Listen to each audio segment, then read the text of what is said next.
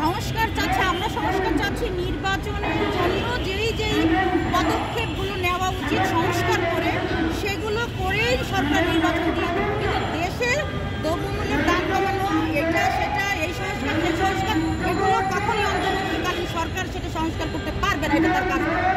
তাহলে দেখা গেল যখন বিগত সরকারের আমলে যে ব্যবসায়ীটা ছিল তারা এখনও আছে, নতুন অন্য কোনো সরকার যদি আসে তখনও থাকবে। তাহলে এই সংস্কারের জায়গায় জনগণের ক্ষেত্রে জনসাধারণের জন্য কেউ কি ভাবার আছে কিনা বা ভাবে কিনা? অবশ্যই ভাবার আছে। যেমন দেখেন, আমি মনে করি আমি একজন ব্যবসায়ী, কিন্তু আমি এই সাধারণ 2-1 মাস, 2-1 বছর, 6 মাসের জন্য যে সরকার আসছে আমি তার কথা শুনবো কেন? আমি শুনবো না তার কথা। সেরকম ব্যবসায়ীরা তো সেরকম শুনতেছে না। ব্যবসায়ীরাও সেরকম ভাবে এই সুতা সেই সুতা, তাদের এই লস সেই লস, এই হরতাল অবরোধ, এগুলো তাদের অনেক লস হয়েছে। এবার দেখাচ্ছে যে আমরা অনেক ক্ষতিগ্রস্ত, আমরা পাচ্ছি। কিন্তু একটা স্থায়ী সরকার আসলে সে অবশ্যই সেটা তদন্ত করে ঠিকই সেটা সমাধান করবে।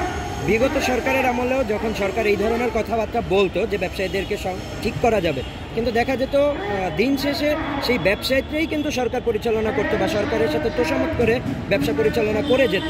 তো নতুন সরকার যদি আসে এই ধরনের কোনো ঘটনা ঘটবে কিনা সেটার গ্যারান্টিটা কি? বিগত সরকার বলতে কি বোঝাচ্ছে? স্বৈরাচার সরকার।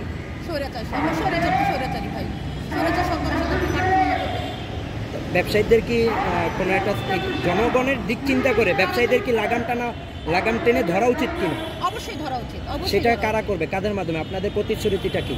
আমাদের প্রতিশ্রুতি অবশ্যই আমরা সরকার গঠন করলে অবশ্যই আমরা এগুলোর দিকে খুব বড়ভাবে নজরদারি করব। আরেকটা জিনিস দেখছি যে আমরা বাজার নিয়ন্ত্রণে আসছে না, সব কিছুতে দাম বেশি। সেটা আপনার ব্যক্তিগত, বর্তমানে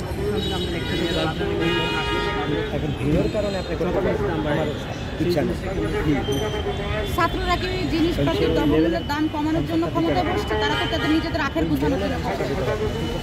আপনারা দেখেন না, তারা প্রত্যেকে এক একজনের পজিশন দেখেন, তারা তো তাদের আখের গুছানোর জন্য তারা বসছে। তারা এক একজন কলা গাছ ফুলের 2টা 3টা, তারা কোনো দ্রব্যমূল্যের দাম কমানোর জন্য, জনগণের সেবা দেওয়ার জন্য তারা বসে।